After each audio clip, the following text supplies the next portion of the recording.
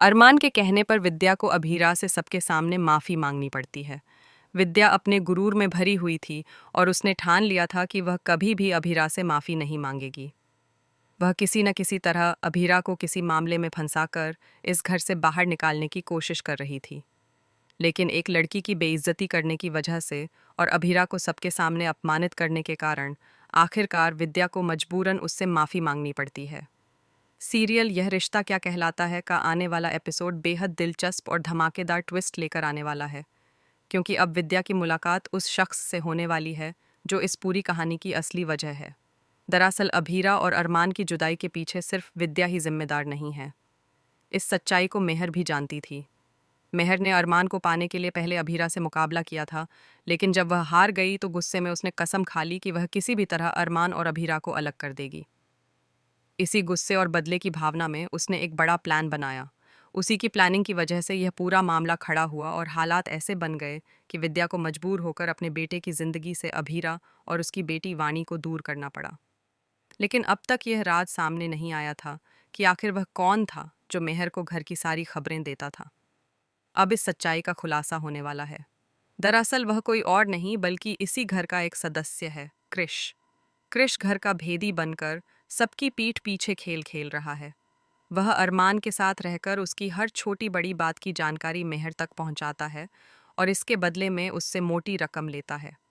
इस बार भी उसने अभीरा के साथ पोदार हाउस में जो कुछ भी हो रहा है उसकी सारी जानकारी सबूतों के साथ मेहर को देने के लिए 30 लाख रुपए की मांग की है। मेहर ने उसे पैसे तो दे दिए, लेकिन इसके बावजूद जब कृष बार बार लालच दिखाने लगा तो मेहर ने उसे सख्त चेतावनी दे दी।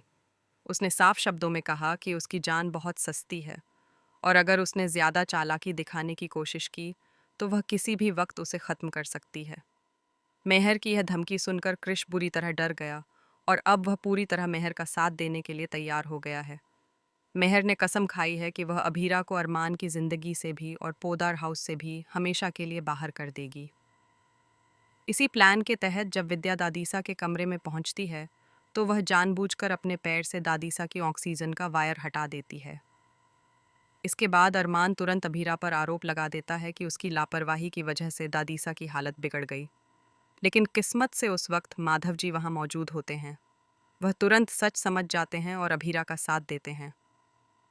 माधव जी अरमान से कहते हैं कि जैसे उसे अपनी माँ पर पूरा भरोसा है वैसे ही उन्हें भी अभीरा पर उतना ही भरोसा है। माधव जी की बात सुनकर अरमान कुछ देर के लिए चुप हो जाता है और माहौल शांत हो जाता है।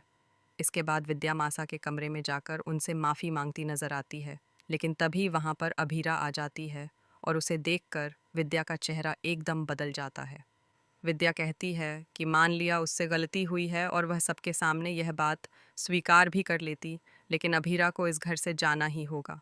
वह साफ शब्दों में कहती है कि वह अभीरा के सामने कभी नहीं झुकेगी, इसलिए उसने उससे माफ़ी नहीं मांगी और अब चाहे उसे जो भी करना पड़े वह ज़रूर करेगी। तभी उसके फ़ोन पर एक मैसेज आता है। ये मैसेज किसी और का नहीं बल्कि मेहर का होता है। मेहर विद्या से मिलना चाहती है और वह उसे बताने वाली है कि आखिर कैसे अभीरा को इस घर से हमेशा के लिए बाहर निकाला जा सकता है।